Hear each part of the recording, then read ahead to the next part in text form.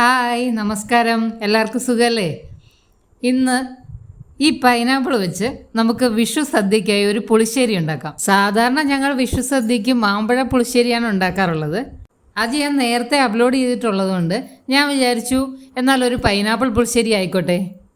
അതിനായിട്ട് നമുക്കൊരു ചട്ടി എടുത്ത് അതിലേക്ക് പൈനാപ്പിൾ ഇങ്ങനെ ചെറുതായി കട്ട് ചെയ്തതും 2-3 പച്ചമുളകും 1 ടീസ്പൂൺ പഞ്ചസാരയും ആവശ്യത്തിന് ഉപ്പും 1/2 ടീസ്പൂൺ മഞ്ഞൾപ്പൊടിയും 1/4 ടീസ്പൂൺ മുളക് പൊടിയും കൂടി ഇട്ട് ആവശ്യത്തിന് വെള്ളവും ഒഴിച്ച് അതൊന്ന് വേവിച്ചെടുക്കാം.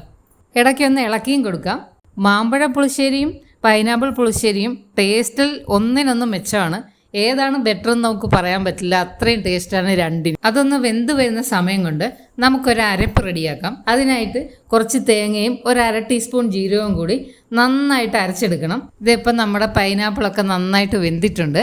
നമുക്കിനി ഇതിലേക്ക് ഈ അരപ്പ് ചേർത്ത് നന്നായിട്ടൊന്ന് ഇളക്കി ഇനി ഈ അരപ്പൊന്ന് തിളച്ച് വെന്ത് വരണം. അതിന് വേണ്ടി വെയിറ്റ് ചെയ്യാം. അരപ്പും നന്നായി തിളച്ച് വെന്തിട്ടുണ്ട്.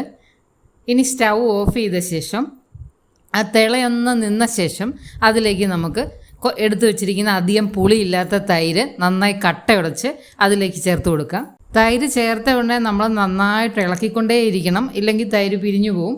പിരിഞ്ഞു പോകാതിരിക്കാൻ വേണ്ടിയാണ് നമ്മൾ സ്റ്റൗ ഓഫ് ചെയ്ത് വെച്ച് അതിൻ്റെ തിള നിന്ന ശേഷം അതിലേക്ക് ഒഴിക്കുന്നത്, ഇല്ലെങ്കിൽ തൈര് പിരിഞ്ഞു പോവും. ഇതിങ്ങനെ ഇളക്കിക്കൊണ്ട് തന്നെ സ്റ്റൗ ഓൺ ചെയ്ത് ലോ ഫ്ലെയിമിൽ അതിനെ ഒന്ന് ചെറുതായി ചൂടാക്കിയെടുക്കാം.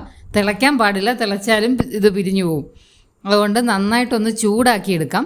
നമുക്ക് അപ്പോൾ തന്നെ കഴിക്കാനാണെങ്കിൽ ഇതിങ്ങനെ ചൂടാക്കേണ്ട ആവശ്യമില്ല. ഓൾറെഡി നമ്മൾ ചൂടായ കറിയിലേക്കാണ് ഇത് ഒഴിച്ചിരിക്കുന്നത്. പിന്നെ വെച്ചിരുന്ന് ഉപയോഗിക്കാനാണെങ്കിൽ മാത്രമേ ഇതൊന്നുകൂടി ചൂടാക്കേണ്ട ആവശ്യം വരുന്നുള്ളൂ. ഇനി ഇതിലേക്ക് ഒരു താളിപ്പിടാം. ഒരല്പം കടുകും ഒരിത്തിരി ഉലുവയും 2 ഉണക്കമുളകും കറിവേപ്പിലയും കൂടെ കടുക് താളിച്ച് ഇതിലേക്ക് ഇടാം. അപ്പോൾ ഇത്രയേ ഉള്ളൂ, നമ്മുടെ പൈനാപ്പിൾ പുളിശ്ശേരി റെഡിയായി. ഒരല്പം മധുരവും അല്പം പുളിയും ഒക്കെയുള്ള നല്ല ടേസ്റ്റി ആയിട്ടുള്ള പൈനാപ്പിൾ പുളിശ്ശേരി.